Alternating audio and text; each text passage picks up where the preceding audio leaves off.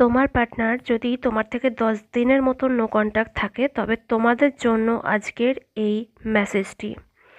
তিনি বুঝতে পারছেন যে ঝগড়া করে দূরত্ব বাড়িয়ে দূরে সরে যাওয়াতে তিনি একা হয়ে পড়েছেন। তাঁর মনে এক ধরনের অপরাধবোধ কাজ করছে, যা তাকে আপনার সাথে কাটানো বা তোমাদের সাথে কাটানো মুহূর্তগুলোর কথা বারে বারে মনে করিয়ে দিচ্ছে। তিনি তার ভুলগুলো থেকে শিক্ষা নিচ্ছেন।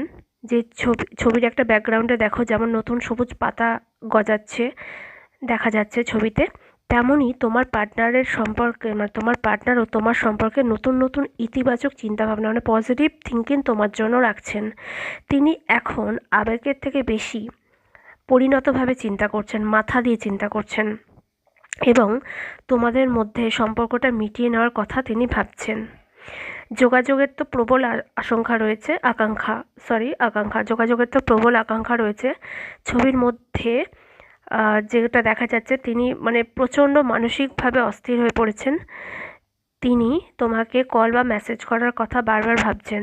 তার মনে তোমার জন্য প্রচুর ভালোবাসা এবং ইনফর্মিং আসছে, মানে তোমার জন্য কিছু তাগিদ, কিছু জানার ইচ্ছা, তোমাকে কিছু জানানোর ইচ্ছা তার মধ্যে কাজ করছে। তো তোমার জন্য মেসেজ হচ্ছে যে একটু ধৈর্য ধরো, আর একটু ধৈর্য ধরে দেখো যে তিনি যখন নিজের থেকে যোগাযোগ করবেন, তখন শুরুতেই পুরনো ঝগড়া নিয়ে কথা বলবে না। যেটা হয়ে গেছে তো সেটা পাস্ট। তো পজিটিভভাবে সাড়া দেবে। তার মনের অবস্থা খুব কোমল, তিনি এখন মানসিকভাবে অসহায় পড়েছেন। যদি তুমি একটু নমনীয় হয়ে কথা বলো, তাহলে সম্পর্কটা আগের থেকে অনেক বেশি ভালো হবে। এটা টুইন ফ্লেম সম্পর্কর প্রবল সম্ভাবনা।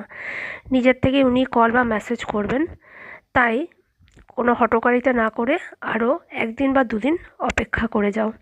দেখো সব মিলে যেটা হবে সেটা ভালোই হবে। যদি ভালো লাগে চ্যানেলটা অবশ্যই সাবস্ক্রাইব করবে, লাইক করবে।